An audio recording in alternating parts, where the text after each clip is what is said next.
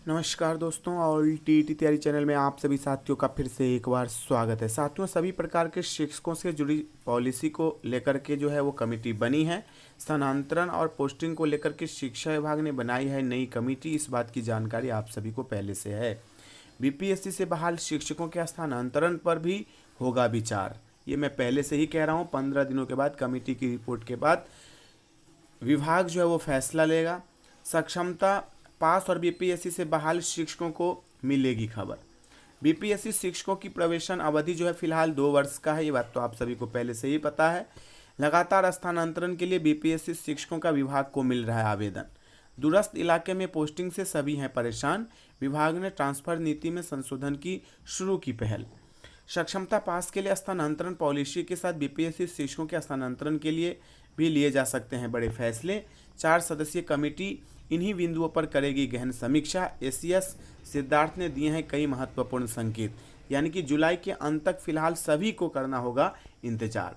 तो इसमें यह बात सबसे महत्वपूर्ण है कि बीपीएससी टीआरई 1 और टीआरई 2 में जो हमारे साथी चयनित हुए हैं वो बहुत दूर दराज चले गए हैं, और इसमें सिर्फ यही बदलाव करना है। जैसे कि कोई शिक्षक अपने घर से 10 किलोमीटर पर जा सकता था तो वो चला गया है 50 किलोमीटर के पास। तो जिसका घर 10 किलोमीटर दूरी के आसपास में था वो 50 किलोमीटर पे चला गया।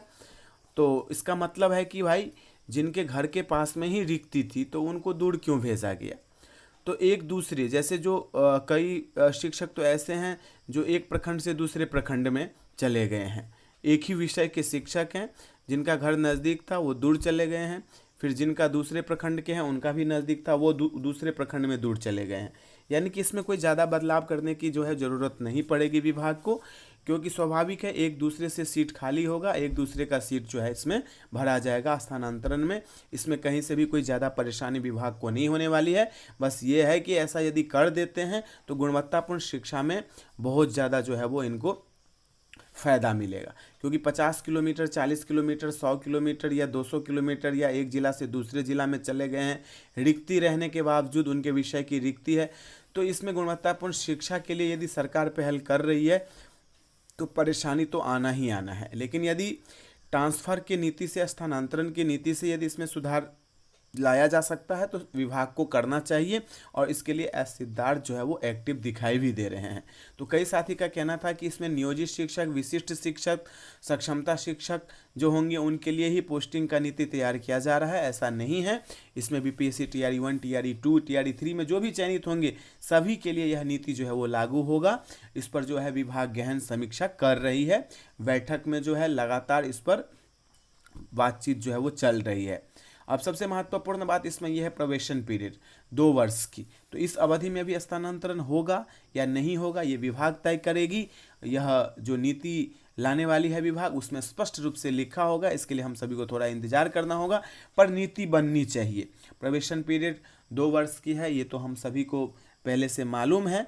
लेकिन कई साथी का कहना था कि 1 वर्ष कर दिया गया है। देखिए, कर दिया जाएगा या कर दिया गया है, जो भी करेगा वो तो विभाग ही करेगा, पर इसमें नीति जो है वो आनी चाहिए कि भाई ये नियम है, इस नियम के तहत बीपीएससी टीआरई 1 और टीआरई 2 के जो शिक्षक हैं उनका स्थानांतरण किया जा सकता है। तो इसको लेकर के कमेटी जो बनी है उसमें विचार विमर्श होनी चाहिए, और जो इसका सकारात्मक पहल होगा वो निकल के बाहर जो है वो आना चाहिए। इसके लिए हम सभी प्रयासरत हैं, लगातार आपकी आवाज़ को बुलंद कर रहे हैं, बुलंद करेंगे, क्योंकि 2 लाख बीपीएससी शिक्षक बहाल हुए हैं टीआरई 1 और टीआरई 2। ये बड़ी संख्या है, आप सभी इस बात को मानिए। कभी भी ये चाहेंगे तो अपने आप को मैदान में आ सकते हैं और अपनी बातों को रख सकते हैं। कोई कम संख्या नहीं है, इसलिए हम सभी एकजुट रहेंगे तो सौभाग्य स्थानांतरण नीति जो है हम सभी पे लागू जरूर होगा, और हम सभी को इससे फ़ायदा भी मिलेगा। आप बने रहिए ऑल टीटी तैयारी चैनल के साथ। पल पल के अपडेट में आप सभी को शिक्षा विभाग का देता रहूँगा, विश्वास दिलाता हूँ। निवेदन है आप सभी से कि अभी तक यदि आपने चैनल को सब्सक्राइब नहीं किया तो सब्सक्राइब करके बेल आइकन की बटन जरूर दबाइएगा। एकजुटता का परिचय जरूर दीजिएगा।